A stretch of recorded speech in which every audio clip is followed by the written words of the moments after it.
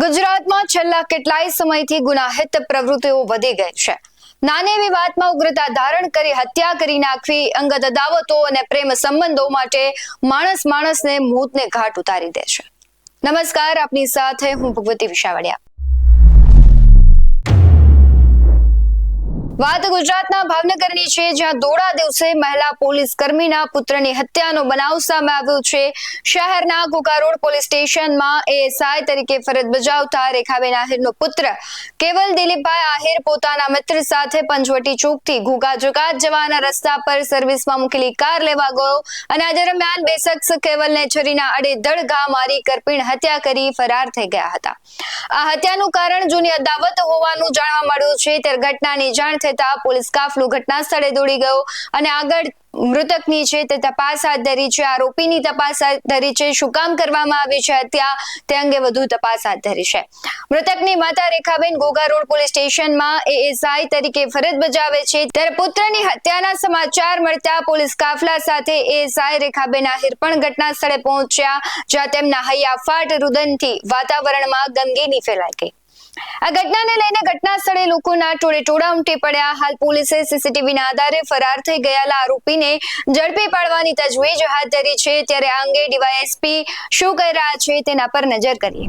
Ghogha road police સ્ટેશનનો જે પંચવટી ચોક area જે છે, ત્યાં આજે બપોરના સમયે એક હત્યાનો બનાવ બનેલ છે, જેમાં આ કામે જે દિલીપભાઈ જે છે તે તેના મિત્ર સાથે અહીંયા જે વોશિંગ તેની કાર આપેલી હતી તે લેવા માટે આવેલા।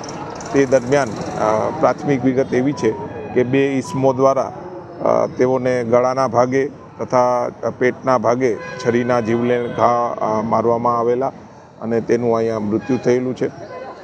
પોલીસ દ્વારા જે મરણ જનારની લાશનો કબજો લઈ અને હાલમાં ઇન્ક્વેસ્ટ ભરવાની કામગીરી તેમજ ફરિયાદ લેવાની કામગીરી હાલમાં ચાલુ છે। તેમજ પોલીસ દ્વારા જે આ રૂટના જે સીસીટીવી કેમેરા જોવાની બી હાલમાં કામગીરી ચાલુ છે અને આ હત્યા કઈ રીતે બની અને કોણ જે છે આ હત્યામાં આરોપી તરીકે છે તેની બી હાલમાં કામગીરી ચાલુ છે। મરણ જનાર યુવક જે છે તેની માતા જે છે અહીંયા પોલીસમાં ફરજ બજાવે છે।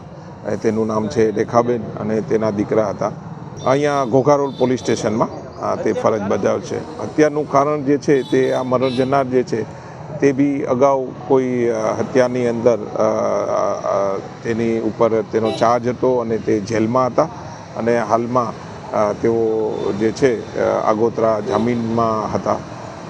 એ ટાઈપની હાલમાં પ્રાથમિક વિગત મળેલી છે। પોલીસ દ્વારા મૃતકની લાશનો કબજો લઈ પીએમ અર્થે મોકલી અને ફરિયાદ લેવાની તજવીજ હાથ ધરાઈ છે। તેમજ રૂટ પરના તમામ સીસીટીવી કેમેરા છે તે જોવાની કામગીરી ચાલુ છે। હત્યા કઈ રીતે બની, આરોપીઓ કોણ છે, આ બધી જ તપાસ ચાલી રહી છે। ત્યારે આવી ઘટનાઓ હૈયા હચમચાવી દે છે।